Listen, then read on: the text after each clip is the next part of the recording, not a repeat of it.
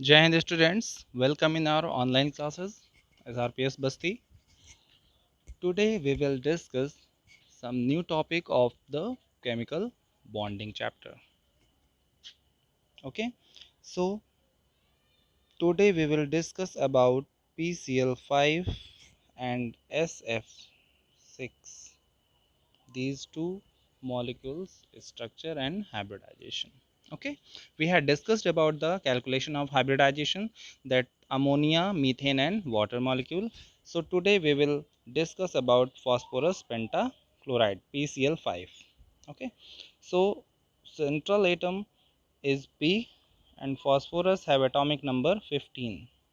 We know that electronic configuration will be 1s2, 2s2, 2p6, 3s2 and 3p3. Okay, 6 and 4 10, 2 12 and 3 15.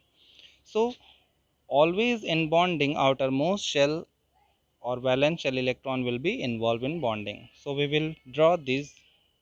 3s have 2 electron and 3p have 3 electrons, 1 2 and 3. These three are unpaired electrons. Okay, and we have 5 chlorine atom which will combine with this phosphorus with their single electron. यानी chlorine के पास कितने electrons होते हैं, सबको पता होगा chlorine के atomic number है 17 287. इसको 1 इलेक्ट्रॉन चाहिए, शेयर करके सिंगल बॉन्ड फॉर्म करता है. Okay, then it will complete its octet 287 हो जाता है.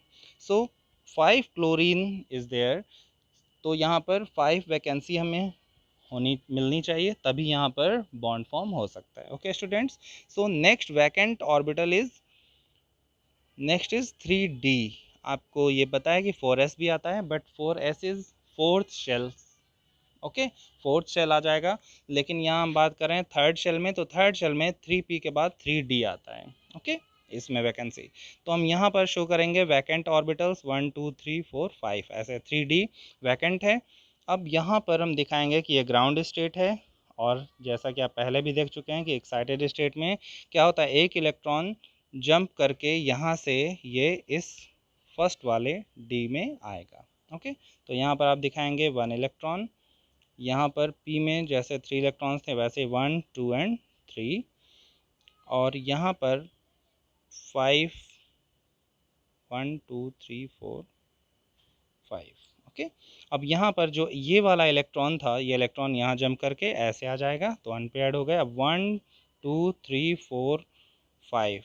ओके, 5 वैकेंट ऑर्बिटल्स हो गए, यानी वैकेंसी हो गई 5 इलेक्ट्रॉन्स की, सब 5 अनपेयर्ड इलेक्ट्रॉन्स हैं.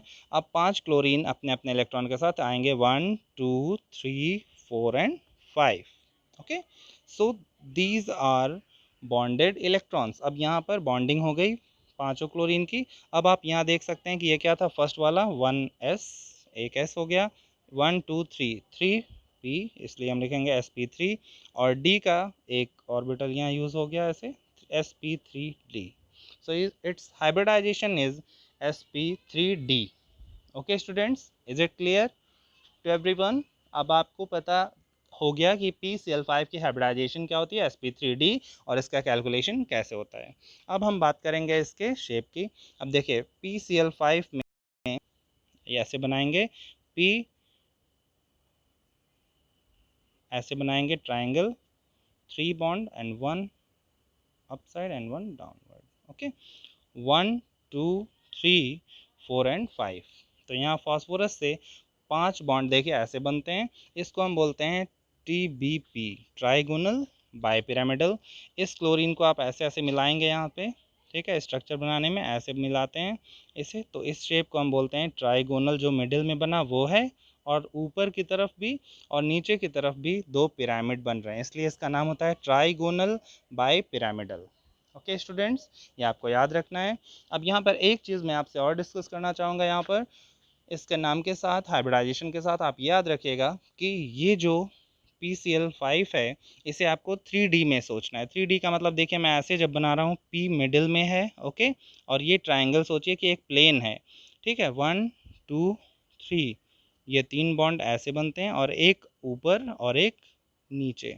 ओके, तो ये कहते हैं कि ये अगर हम इसको एक सर्कल बना दें ऐसे, इस सर्कल के अंदर ये है और एक सर्कल ऐसा बनाएं कि इस सर्कल में ये दोनों आते हैं, तो हम बात करेंगे कि ये वाला जो है, ये सॉरी ये वाला जो क्लोरीन है, दोनों ये दोनों क्या है, एक्सिस पर हैं, तो इनको हम बोलते हैं axial bonds. Okay students, axial bond.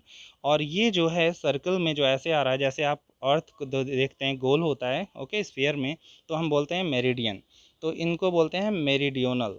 Okay, axis axial bonds.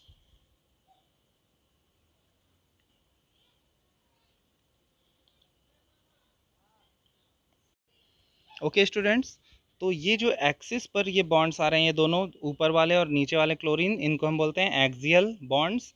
और ये जो अर्थ जैसा समझ लीजिए कि स्फीयर है, और ये जो तीनों आ रहे हैं ये इस साइड पर आ रहे हैं, इसको हम बोलते हैं इक्वेटोरियल बॉन्ड्स। सॉरी मेरिडियोनल नहीं होगा, इसको हम बोलते हैं इक्वेटोरियल। ओके, तो बोला जाता है कि ये दोनों एक्सियल बॉन्ड्स जो हैं वो लॉन्गर होते हैं, axial bonds are longer than equatorial bond. Equator पर ये प्रेजेंट होता है, उसको इक्वेटर बोलते हैं। ओके, इक्वेटोरियल बॉन्ड यानी इन तीनों बॉन्ड से ज़्यादा लॉन्गर बॉन्ड ये दोनों होते हैं, जबकि PCl5 में 5 सिंगल बॉन्ड है, पांचों बॉन्ड एक जैसे होने चाहिए, बट ऐसा नहीं होता है। तो ये बहुत इंपॉर्टेंट पॉइंट है कि इसमें 3 बॉन्ड्स जो होते हैं इक्वेटोरियल बॉन्ड एक जैसे होते हैं, और 2 बॉन्ड जो एक्सिस पर हैं वो दोनों ज़्यादा लॉन्गर होते हैं। ठीक है, तो ऐसा क्यों होता है, that is because of repulsion.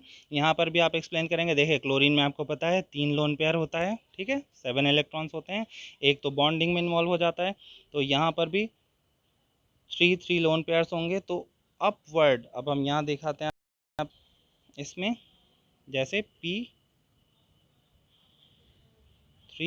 4 और 5 ऐसे, ठीक है, तो इनके भी लोन पेयर्स होंगे 3 तो इस वजह से ये वाले लोन पेयर इस वाले क्लोरीन से इस क्लोरीन से इस क्लोरीन के भी लोन पेयर्स होंगे, तो सब के लोन पेयर्स आपस में रिपल्शन होगा, इस वजह से ये ऐसी पोजीशन फिट करते हैं।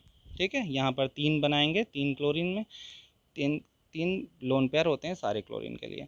तो यहाँ पर ये बॉन्ड जब लॉन्गर हो जाएंगे, तो लॉन्गर बॉन्ड होने की वजह से ये एक दूसरे को तो अफेक्ट यहाँ करते नहीं हैं, लेकिन ये वाला बॉन्ड अगर लॉन्गर हो जाएगा तो इनके बॉन्ड, ये लोन पेयर जो हैं बॉन्ड लॉन्गर होने से इनका लोन पेयर किसी को अफेक्ट नहीं करेगा। इसलिए यहाँ पर आप लिखेंगे कि that because of repulsion axial bonds are longer than the equatorial bonds. Okay students, एक चीज़ और यहाँ याद रखिएगा, इसमें जब भी आप ट्रायंगल बनाते हैं तो आपको पता है कि इनका बॉन्ड एंगल क्या होता है, बॉन्ड एंगल होगा 120 इनके बीच में, और ये दोनों जो हैं ये दोनों इस प्लेन में, ये जो एक प्लेन बना है ट्रायंगल, इसमें और इसमें क्या है 90 डिग्री। ओके, तो याद रखिएगा कि इनके इन 3 बॉन्ड्स में 120 बॉन्ड एंगल होता है, और इस बॉन्ड में 90 डिग्री, और यहाँ पर भी 90 डिग्री होगा। Okay, next is SF6। Okay, इसमें सेंट्रल एटम क्या है, सल्फर, 16 होता है इसका एटॉमिक नंबर, लिखेंगे 1s2 2s2 2p6, फिर 3s2 and 3p4। Okay, 10 2 12 and 4 16। Outer most यहाँ हम लेंगे, ठीक है, मैं यहाँ बना लेता हूँ ऐसे, 3s2 जो है वो यहाँ है, और 3p1 2 3 एंड 4। यहाँ वैकेंसी कितनी है, देखिए 2 वैकेंसी है। ओके, और हमें कितने चाहिए, 6 फ्लोरीन है, इसलिए 6 वैकेंसी चाहिए। तो इसके आगे हम बनाएंगे यहाँ पर D। ओके, 1 2 3 4 5। तो यहाँ पर देखिए 2 इलेक्ट्रॉन यहाँ पर एक्साइटेड होंगे, एक इलेक्ट्रॉन एक्साइटेड होगा, ठीक है, ये वाला इलेक्ट्रॉन यहाँ पर एक्साइटेड होके जाएगा, ये वाला इलेक्ट्रॉन यहाँ एक्साइटेड होके जाएगा, तो ये दोनों ही ग्राउंड स्टेट से फिर एक्साइटेड स्टेट में आ जाएंगे। एक्साइटेड स्टेट में मैं इसी में दिखा देता हूँ आपको, ठीक है, फिर से 1 इलेक्ट्रॉन अब बचेगा यहाँ, यहाँ पे होंगे 1 2 एंड 3, और फिर यहाँ पर आप देखेंगे 1 2 3 4 एंड 5 में 2 इलेक्ट्रॉन जब इधर एक्साइटेड होंगे 1 2। अब वैकेंसी कितनी हो गई, टोटल वैकेंसी हो गई 6। ये दोनों इलेक्ट्रॉन, ये वाला इलेक्ट्रॉन और ये वाला इलेक्ट्रॉन एक्साइट होके D में आ जाएगा, 3D की बात कर रहे हैं हम, ठीक है। अब यहाँ पर वैकेंसी हो गई 6, और 6 फ्लोरीन की कंडीशन भी यही है कि एक एक इलेक्ट्रॉन उसे चाहिए बॉन्ड बनाने के लिए, सिंगल बॉन्ड बनाएगा, तो 6 फ्लोरीन यहाँ आएंगे 1 2 3 4 5 एंड 6। ओके, ओके स्टूडेंट्स, तो यहाँ आप देख सकते हैं कि एक s ऑर्बिटल इन्वॉल्व हुआ है ये, फिर 3 p ऑर्बिटल इन्वॉल्व हुए, सो लिखेंगे sp के बाद 3, और d के 2 हुए, इसलिए यहाँ पर होगा sp3d2। ओके, तो इसकी हाइब्रिडाइजेशन क्या हो गई, sp3d2। Okay, is it clear to everyone? Now you can draw structure of SF6। देखिए s सल्फ़र ऐसे बनाएंगे, इसको 3D बनाने की कोशिश कर रहे हैं, इसलिए ऐसा दिखाते हैं कि एक प्लेन मान लीजिए आपकी कॉपी है, ठीक है, कॉपी को आपने इस तरह से रखा जैसे बुक रखी होती है, ठीक है, और बुक के ऊपर और बुक के नीचे एक पेन आप ऐसे रख के देखेंगे सेंटर से कि ऐसे बॉन्ड होता है, ठीक है, तो आपको ये और क्लियर समझ में आएगा। अब यहाँ पर भी F है 1 2 3 एंड 4, और इससे आप ऐसे डॉटेड लाइंस दिखाएंगे, तो यहाँ पर देखिए कैसा बन जा रहा है, इस शेप को कहते हैं हम octahedral shape. Okay, octahedral, in short ऐसे OH लिखते हैं, ऑक्टाहेड्रल आप लिख सकते हैं। ओके, sp3d2 हाइब्रिडाइजेशन और ऑक्टाहेड्रल शेप होता है इसका। ऑक्टाहेड्रल क्यों कहते हैं, देखिए इसमें जो प्लेन्स बन रहे हैं, 1 प्लेन यहाँ, 2 इधर, 3 इधर, और इसके जस्ट पीछे वाला 4, और सेम नीचे भी ऐसे ही 4, तो टोटल 8 प्लेन्स यहाँ पर फॉर्म हो रहे हैं इसमें, तो यहाँ ऑक्टाहेड्रल इसको बोलते हैं। अब देखिए यहाँ भी बॉन्ड एंगल की बात कर लें तो S में जो S4 ऐसे बन रहा है, तो इसके बीच का बॉन्ड एंगल क्या होगा, आपको पता ही, आप मैथ्स के हैं, ठीक है, तो ये कितना होगा 60। इज इट क्लियर, 60 होता है, 360 डिवाइडेड बाई 4 ऐसे करेंगे तो 90 होता है, ठीक है, तो इसमें कन्फ्यूज़न नहीं होना चाहिए आपको, 90 डिग्री होगा यहाँ पर, और ऊपर नीचे वाले बॉन्ड्स में तो इस प्लेन से करेंगे तो 90 90 होगा, यानी यहाँ पर ओवरऑल सभी में 90 डिग्री का ही बॉन्ड एंगल होता है, ठीक है, तो bond angle with shape geometry इसकी क्या होगी और इसका हाइब्रिडाइजेशन क्या होगा। Okay students, so all of you have to draw these structures and keep learning. Thank you.